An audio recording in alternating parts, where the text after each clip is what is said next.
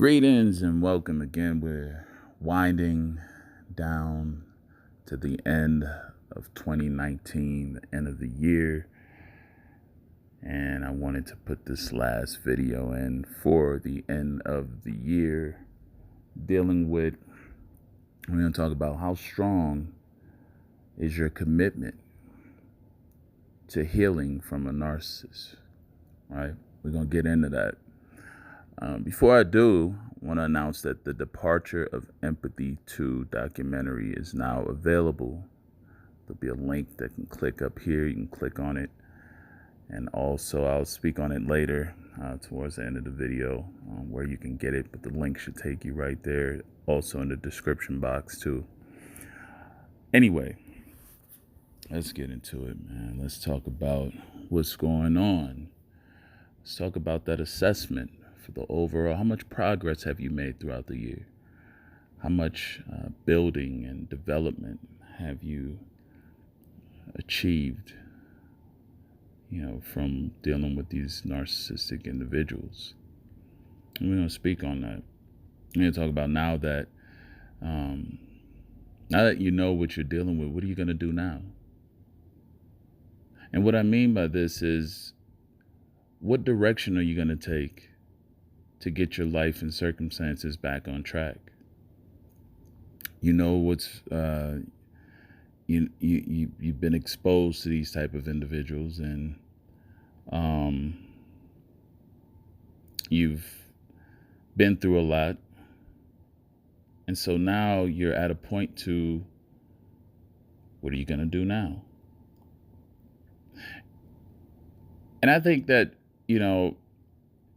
when we look at it, like, what does being exposed to these individuals mean? Well, number one, there's something that's great or greater for you that may be in store, but you're not living up to your fullest potential. Number two, it could mean, that there's something that you have to strengthen. You have to work on something. There's maybe some things about yourself that you may unconsciously be aware of that is holding you back from your greatest potential. You see how I look at it? When we encounter people like this narcissist and we have to deal with them, they're distractions. They're nothing but distractions, and they're put in place into our lives sometimes to either make us stronger, make us more aware, or make us fight harder to live in our true purpose.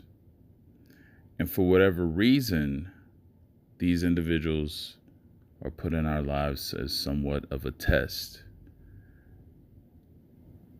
And for those who have dealt with these individuals, we have to look at it and see it at a point is, are you ready for the next level? Are you ready for that next level that you may been putting off from? Some of you maybe have been longing for it, but you aren't maybe fully psychologically prepared to deal with it. You see, because when you go to different levels, there's going to be different challenges and obstacles and so forth that could impede on your progress if you're not properly knowledgeable on how to deal with it. And so in these cases, because many of you have dealt with these narcissists, you've experienced the lying, the deception, the manipulation, the hurt. But at a certain point, there comes that you reach that fork in the road, and you have to say, hey, look, I'm still alive. I'm still able to function and make decisions. Which path will I take now? Will I take growth or the woe is me path? And see, when you choose growth, you continue your development, and growth starts to heal you automatically. All right, it may not be an overnight process, but as you grow, you will start to heal. When you accept everything that comes with evolving, as a person in life, you will slowly start to shut off things which affected you at one point, that which may not no longer, or may no longer at least affect you. If you choose the woe is me path, you automatically put yourself into a state of blindness. You distance yourself from accountability and development. And so, I want to say something to that. That's a big part of why narcissists choose to be the way that they are, to stay stuck in certain phases or periods of time. And if we look at it, I know many of you may have heard of this, but arrested development, and that's what it's closely related to.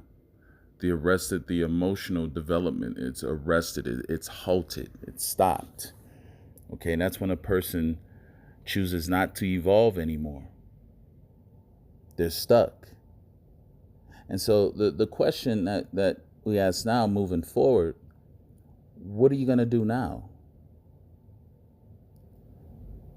There's acceptance of life, and in life comes many different bumps, letdowns, hurts, pains.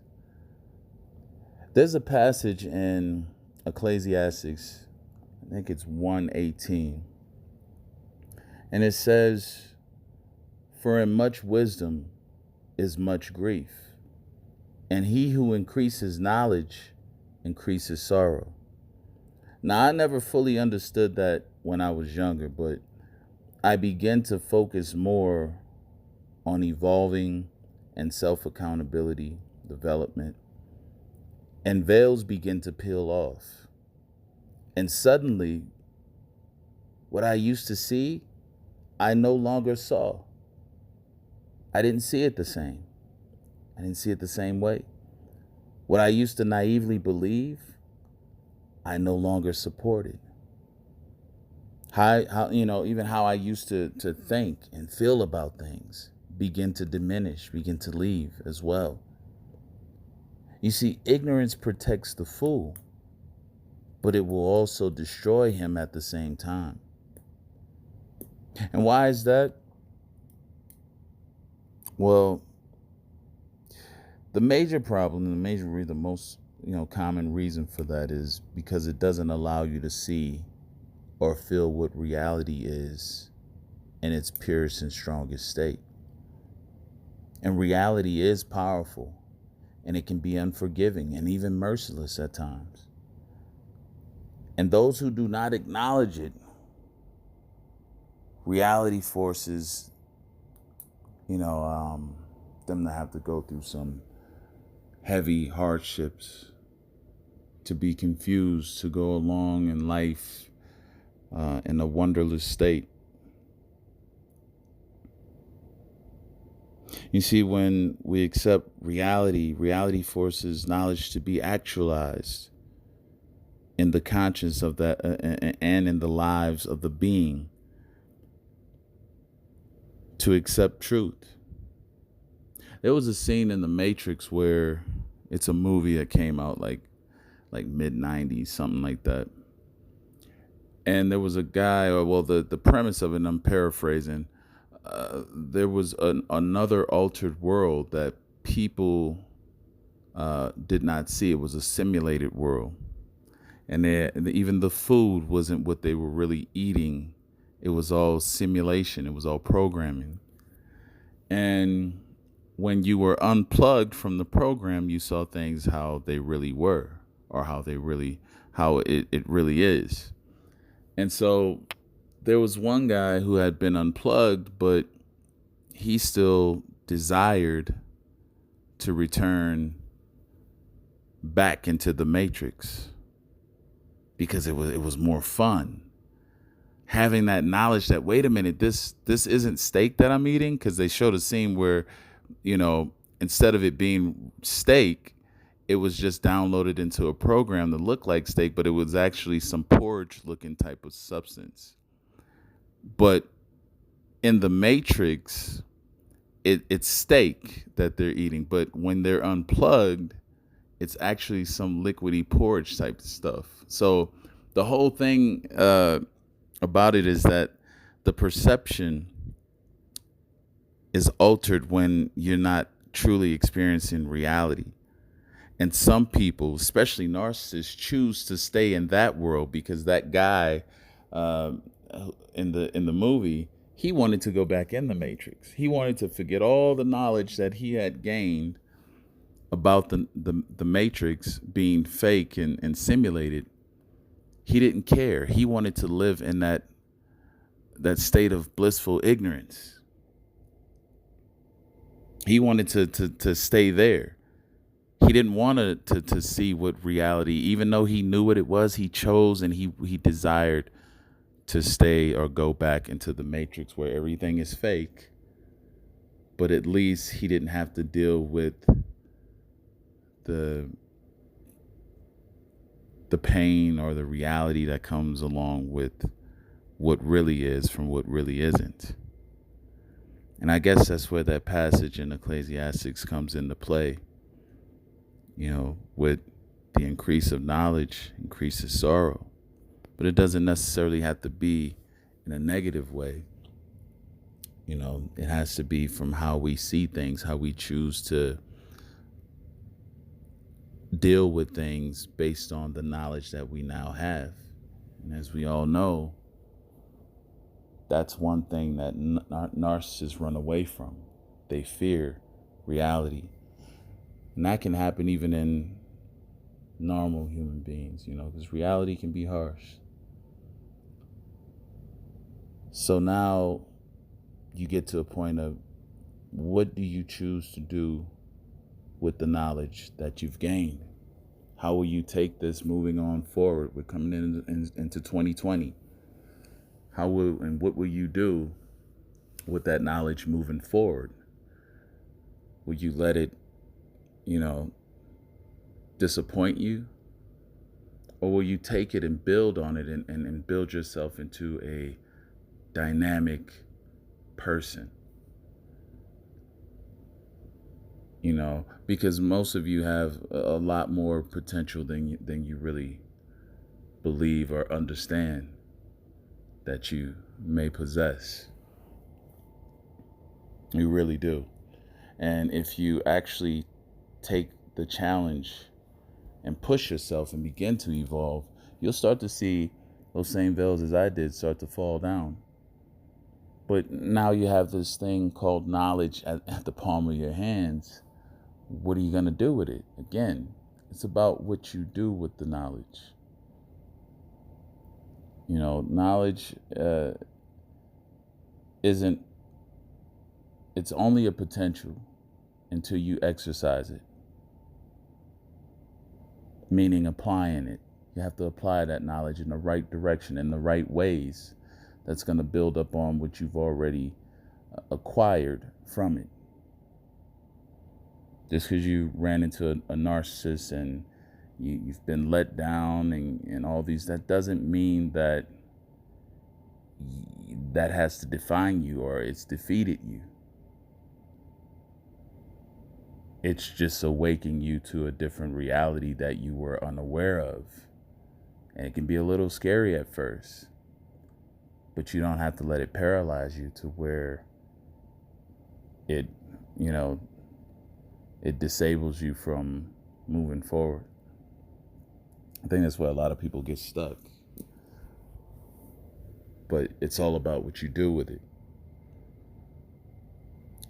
And each and every one of you should be much stronger coming out of it. Don't look at it as a weakness. You've gained so much knowledge from this that you can now take and build on to being that super dynamic person that you can be. Anyway, I'm not going to take too long on that message. Just wanted to say that for the end of the year and make this last video for the end of the year. And I hope that resonates with y'all. I hope that resonates with y'all moving forward. Something to think about. Reality doesn't have to be scary. It doesn't. And with everything, with every new thing learned, you have to understand that there's a transition or a transition phase into acquiring knowledge. You have to adjust to the knowledge that you get. It doesn't like, oh, you learn this and now you're good to go. No, there's an adjustment period to where you become comfortable with that newfound knowledge. And now you start to, apply it in certain areas. It just doesn't work overnight. But if you continuously engage with that knowledge, that newfound knowledge, and use it and put it to work, it will pay off much dividends to you in later times, at least. So that's all I have to say for this video. I wish everyone a wonderful new year, especially start this new year off start it off strong, hit the ground running. Yeah, definitely hit the ground running. Happy holidays to everyone. And also, my Departure of Empathy 2 documentary is now available, as I said at the beginning of the video. I'll leave at the end of this video. You can watch the trailer. There'll be a link in the trailer as well to where you can go get your copy. It's all digital. Download it. It's nothing to be shipped out, so you can download it. The download link will be sent to you immediately after purchase. And if you don't see it there, you can always click in the description box below and click the link. It'll take you right to it. Anyway, everyone, I wish all of you again a happy new year. Take care of yourselves. Be safe out there. Love yourselves and have a good one.